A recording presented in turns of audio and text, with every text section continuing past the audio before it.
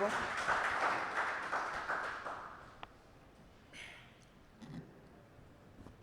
Mesdames et messieurs, les membres de l'association Cœur de Charité, distingués invités, à vos rangs et qualités, bonjour.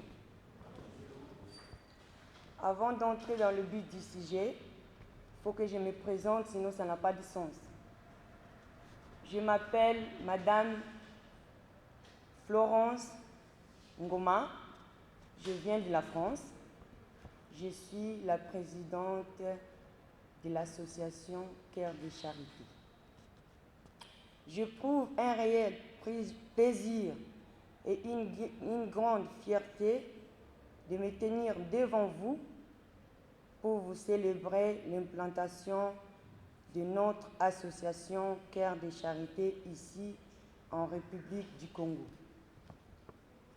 Je vous remercie vivement tous d'avoir répondu présent à notre invitation, vous sachant occupés par vos fonctions.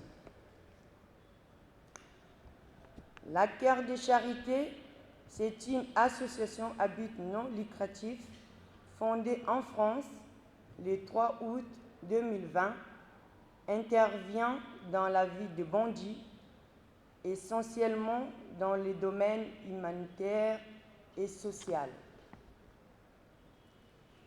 Nous nous sommes donné la mission ou l'objectif d'encadrement, de soutenir et d'assister les personnes vulnérables principalement, les filles mères ou femmes célibataires victimes de mariage et de grossesse précoce, les orphelins et les orphelines, ainsi les enfants souffrant de la malnutrition. Notre but est de parvenir à la réinsertion sociale de ces personnes.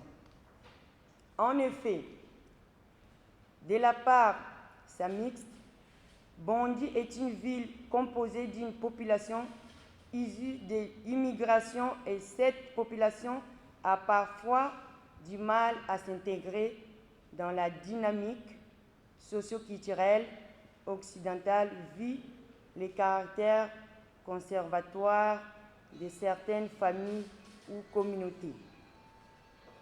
Notre attention se focalise particulièrement aux filles mères communément appelées femmes célibataires. Les filles victimes de grossesse précoce et encore filles mères, entre guillemets célibataires, se voient rejetées par leur société naturelle, leur famille.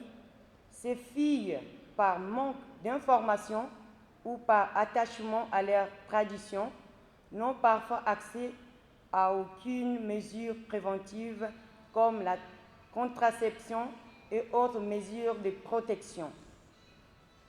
La situation de femmes enceintes, célibataires, entre guillemets, qui ne peuvent révéler le nom du père de l'enfant qu'elles portent, est source de nombreux conflits familiaux.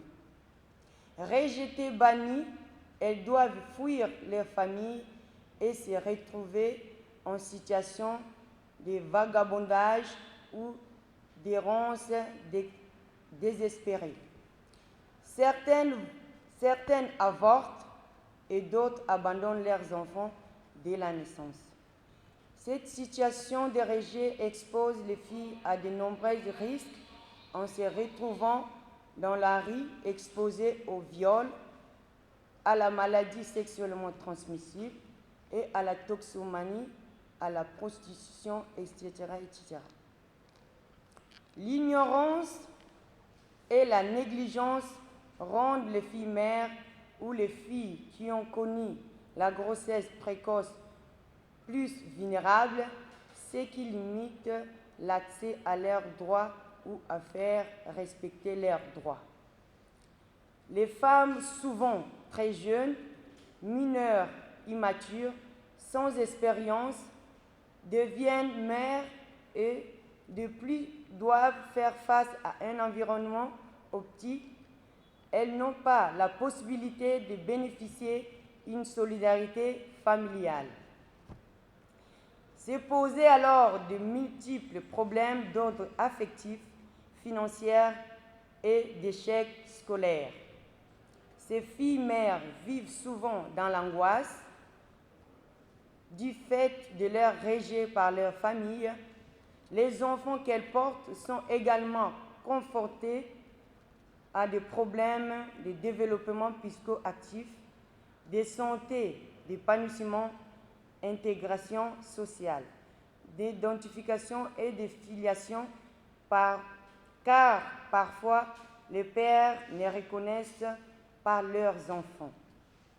Ce phénomène de jeunes filles mères est en constante augmentation. Il est donc nécessaire d'agir rapidement.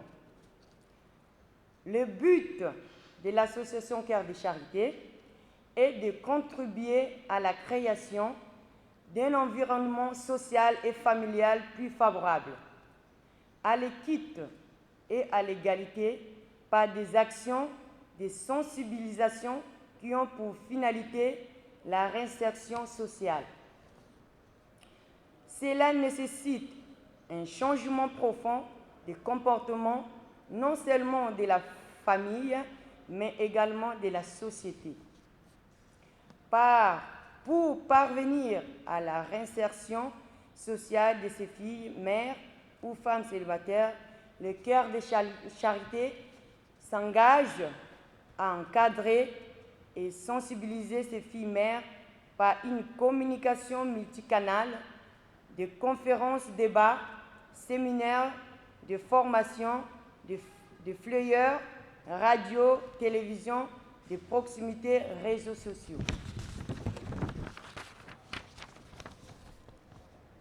Les orienter vers d'autres structures d'accueil spécialisées qui répondront à leurs besoins pour une meilleure prise en charge. De les soutenir ainsi que leurs enfants qui vivent des situations particulièrement difficiles. Leur donner l'accès à la formation continue afin de leur permettre d'accroître leurs connaissances, accéder à l'emploi et d'avoir une autonomie financière, voire c'est dans cet contexte qu'évolue l'association Cœur de Charité en France, particulièrement dans la ville de Bondy. C'est pourquoi, à tant d'originaires du Congo, nous avons souhaité étendre notre mission ici pour que nos compatriotes qui se trouvent dans la situation similaire puissent en bénéficier aussi. Cependant, nous n'avons pas nous limiter seulement aux filles mères ou femmes célibataires, mais nous allons également élargir notre champ d'action aux enfants souffrant de la malnutrition, aux orphelins et aux orphelines, qui, ainsi qu'aux mamans maraîchères selon les objectifs prescrits dans notre statut. Notre implantation de ces jours ne constitue qu'une étape. Nous ferons un travail de terrain pour impliquer dès le départ les personnes concernées.